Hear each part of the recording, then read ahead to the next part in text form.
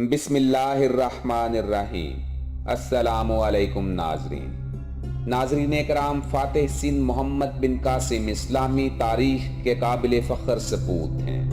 ان کا پورا نام امیر عماد الدین محمد بن قاسم ثقفی تھا۔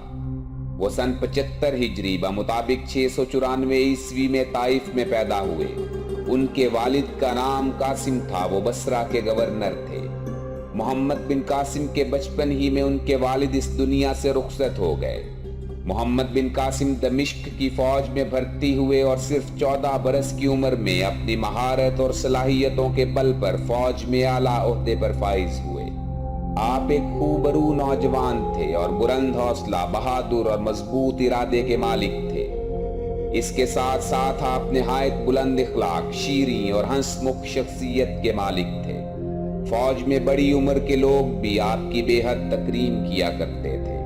ناظرین کرام، یہ بنو امیہ کا دور تھا اور ولید بن عبد الملک مسلمانوں کے خلیفہ تھے، جنہوں نے حجاج بن یوسف کو والی عراق مقرر کیا۔ حجاج بن یوسف نے 90 ہجری میں محمد بن قاسم کو ایران میں کردوں کی بغاوت کچلنے کے لیے سپہ سالار بنا کر بھیجا۔ انہوں نے بہت کامیابی کے ساتھ اس مہم کو سر کیا اور استخر کو فتح کر لیا۔ پھر حجاج بن یوسف نے انہیں شیراز کا گورنر بنا دیا۔ اس وقت ان کی عمر صرف 17 برس تھی۔ انہوں نے یہاں بہت عدل و انصاف کے ساتھ حکومت کی۔ انہوں نے اپنی دولت تبلیغ اسلام پر خرچ کی۔ فارغ وقت میں وہ لوگوں کے سامنے خطبات دیا کرتے تھے۔ علماء وقت ان کے خلوص اور ایمانی قوت کے بہت قدردان تھے۔ یہ وہ دور تھا جب اسلامی فتوحات کا سلسلہ دنیا کے دور دراز مقامات تک پھیل گیا تھا۔ سندھ کو فتح کرنے کے لیے کوششیں اگر دیگر خلفاء کے زمانے میں بھی کی گئیں، تاہم سندھ کی فیصلہ کن فتح ولید بن عبد الملک کے زمانے میں محمد بن قاسم کے ہاتھوں ہوئی۔ محترم ناظرین، سندھ کی فتوحات کا آغاز ایک تاریخی واقعے کی وجہ سے ہوا، جس کی تفصیل کچھ یوں ہے کہ جزیرہ سراندیپ میں کئی مسلمان تاجر اپنے اہل و عیال کے ساتھ آباد تھے، جن میں سے کچھ تاجروں کا انتقال ہو گیا۔ یہاں کا راجہ مسلمانوں کے خلیفہ سے تعلقات استوار کرنا چاہتا تھا، چنانچہ اس نے خلیفہ کے دربار میں قربت حاصل کرنے کے لیے اس موقع کو غنیمت جانا۔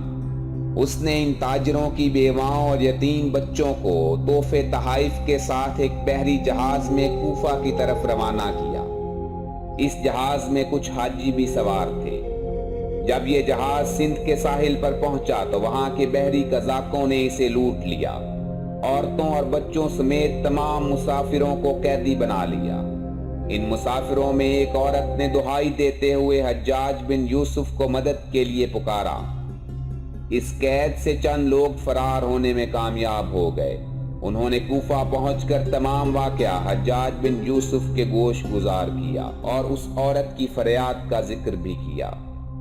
حجاج بن یوسف پر اس واقعے کا بہت اثر ہوا۔ اس نے اس عورت کی آواز پر فوراً لبیک کہا اور سندھ کے راجہ طاہر کے نام ایک خط لکھا کہ ہمارے لوگوں کو باعزت طریقے سے رہا کیا جائے اور ان کا مال و اسباب بھی واپس کیا جائے۔ راجہ طاہر نے جواب میں لکھا کہ یہ کام بحری قزاقوں کا ہے، جن پر اس کا کچھ بس نہیں چلتا۔ یہ جواب پا کر حجاج بن یوسف نے سندھ پر حملے کی منصوبہ بندی کی اور محمد بن قاسم کو حکم دیا کہ وہ سندھ کی طرف پیش قدمی کرے۔ حجاج بن یوسف نے محمد بن قاسم کی مدد کے لیے 6000 فوج ضروری آلات حرب کے ساتھ روانہ کی۔ اس فوج میں گھوڑوں اور اونٹوں کے ساتھ ساتھ 5 منجنیقیں بھی شامل تھیں، جو دشمن کے قلعوں پر بھاری پتھر برسانے کے کام آتی تھی۔ ان میں سے سب سے بڑی منجنیق کا نام عروس تھا۔ 712 میں محمد بن قاسم نے دیبل کی بندرگاہ کا محاصرہ کیا۔ یہ محاصرہ 6 ماہ تک جاری رہا۔ اس دوران شہر کی دیواروں میں شگاف ڈالنے کے لیے منجنیقوں سے بھاری پتھر برسائے گئے۔ اس کے بعد سپاہیوں نے شہر پر ہلہ بول دیا اور دشمن کو پسپا کر دیا۔ دیبل کی فتح کے بعد محمد بن قاسم نے اس علاقے کا نظم و نسق درست کیا۔ دیبل کی فتح سے پہلی مرتبہ مسلمانوں کے قدم ہندوستان میں مضبوطی سے جم گئے۔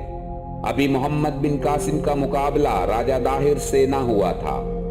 دیبل کی فتح کے بعد وہ نیرون کی طرف بڑھے اور جیسور کے علاقے میں مورچہ بندی کی جو راوڑ کے علاقے سے ملا ہوا تھا۔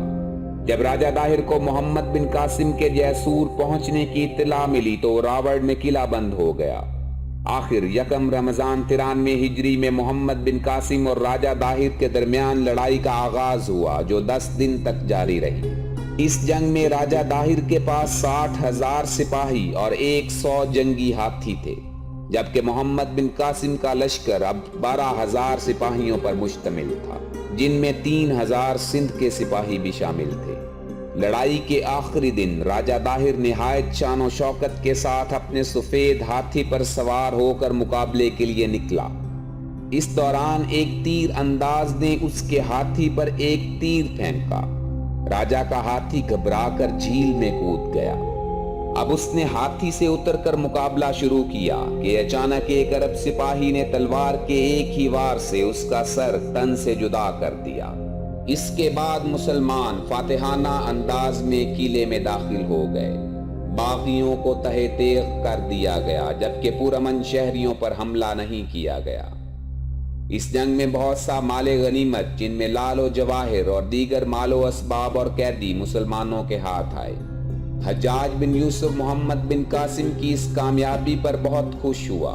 محمد بن قاسم نے حجاج بن یوسف کے حکم سے اپنی پیش قدمی کو جاری رکھا اور وہ آس پاس کے علاقوں کو فتح کرتے ہوئے برہمن آباد کی طرف بڑھے، جہاں راجہ داہر کا بھائی جے سنگھ 40,000 کے لشکر کے ساتھ مقابلے کے لیے تیار تھا۔ رجب 94 ہجری بمطابق 712 عیسوی میں پیر کے روز دونوں لشکروں میں لڑائی شروع ہوئی جو 6 ماہ تک جاری رہی۔ بالآخر جے سنگھ کی فوج نے ہتھیار ڈال دیے اور وہ کشمیر کی طرف بھاگ نکلا۔ برہمن آباد فتح کرنے کے بعد محمد بن قاسم نے وہاں کے لوگوں کو امان دی، رعایا پر ظلم و جبر سے گریز کیا، لوٹے پٹے لوگوں کی مالی معاونت کی اور اپنے تمام افسران کو رعایا کے ساتھ اچھا سلوک کرنے کے احکامات جاری کیے۔ محمد بن قاسم کے ان اقدامات کو لوگوں نے بے حد سراہا۔ اس کے بعد محمد بن قاسم نے سندھ کے پایہ تخت تلور کا رخ کیا، جہاں راجہ داہر کا بیٹا گوپی موجود تھا۔ مسلمانوں نے پورے شہر کو گھیرے میں لے لیا اور محاصرہ سخت کر دیا۔ انہوں نے نہایت جواں مردی سے دشمن کا مقابلہ کیا، یہاں تک کہ گوپی شہر چھوڑ کر فرار ہو گیا۔ شہر والوں نے محمد بن قاسم کو امن کا پیغام بھیج دیا اور قلعہ مسلمانوں کے حوالے کر دیا، اور یوں الور بھی فتح ہو گیا۔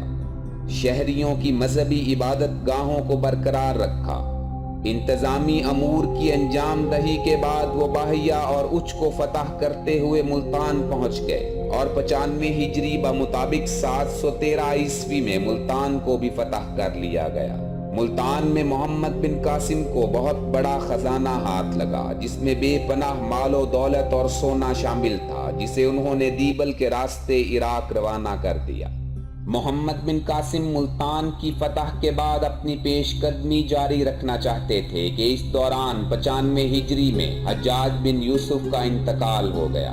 حجاج کی وفات کے 8 ماہ بعد خلیفہ ولید بن عبد الملک بھی دمشق میں 96 ہجری میں اس جہان فانی سے کوچ کر گئے۔ ان کی جگہ سلیمان بن عبد الملک تخت پر بیٹھے۔ سلیمان بن عبد الملک حجاج بن یوسف کے سخت مخالف تھے۔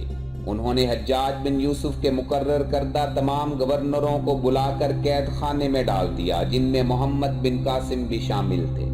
بالآخر وہ قید و بند کی صعوبتیں برداشت کرتے کرتے صرف 22 سال کی عمر میں اس دنیا سے رخصت ہو گئے۔ سندھ کے لوگوں کو جب ان کی موت کی اطلاع ملی تو جہاں کے لوگوں میں صف ماتم بچھ گئی۔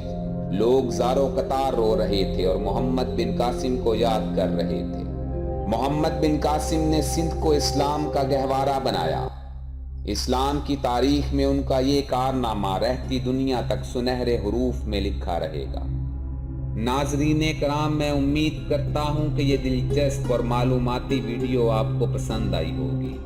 اسے اپنے دوستوں کے ساتھ ضرور شیئر کریں اور مزید مفید اور معلوماتی ویڈیوز دیکھنے کے لیے ہمارا چینل سبسکرائب کر لیں۔ اللہ آپ کا حافظ و ناصر۔